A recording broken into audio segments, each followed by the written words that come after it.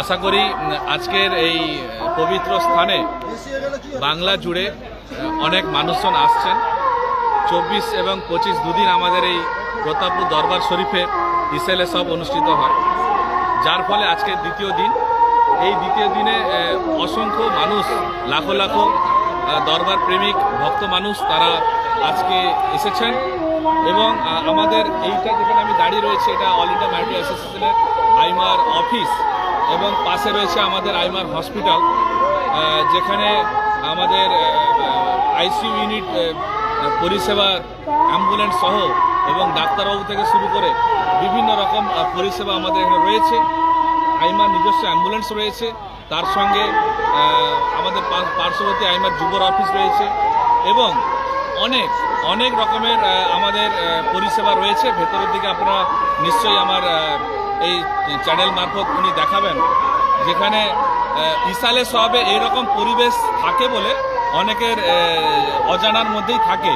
কারণ জলসা মানে আমরা শুধু ইসলামিকভাবেই বুঝি যে বক্তা বক্তব্য দেবে, আমরা শ্রোতা হিসেবে যাব, কিন্তু জলসার মধ্যে আধুনিকতা, যে ইসলাম একটা আধুনিকতা, এই আধুনিকতার ছোঁয়াটা একমাত্র এই দরবার থেকে আমরা উপলব্ধি করতে পারি।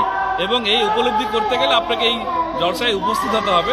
আর আপনি যতক্ষণ এখানে আসছেন ততক্ষণে প্রাণপ্রিয় ভাইজানের এবং হুজুর কেবলার মনের ভাব, ইসলাম সম্পর্কে যে কনসেপ্ট, সেটা আপনি বুঝতে পারবেন না।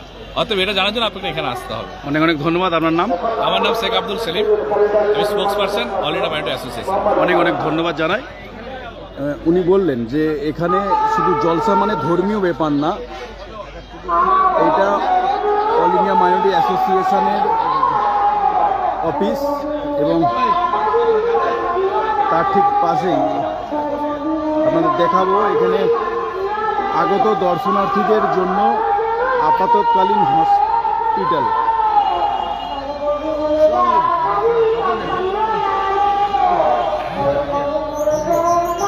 এখানে আমরা দেখতে পাচ্ছি একটি মোবাইল আইসিইউ ইউনিট নিমস হসপিটালের পক্ষ থেকে ডাক্তারবাবুরা এসেছেন। ওনারা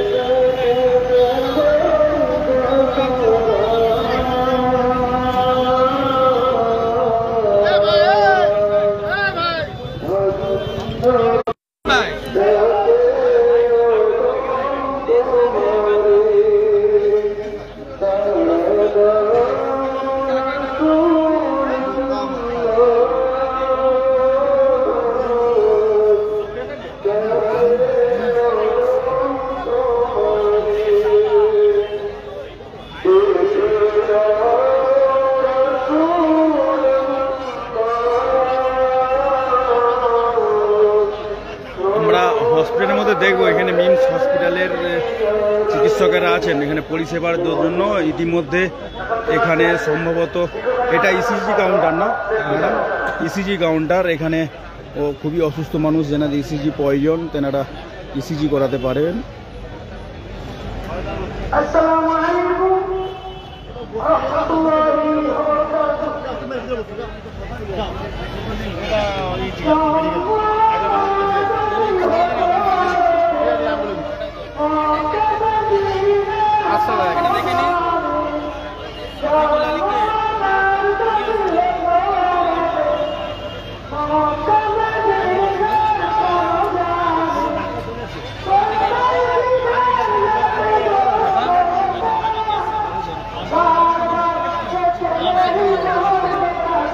সমর্থক?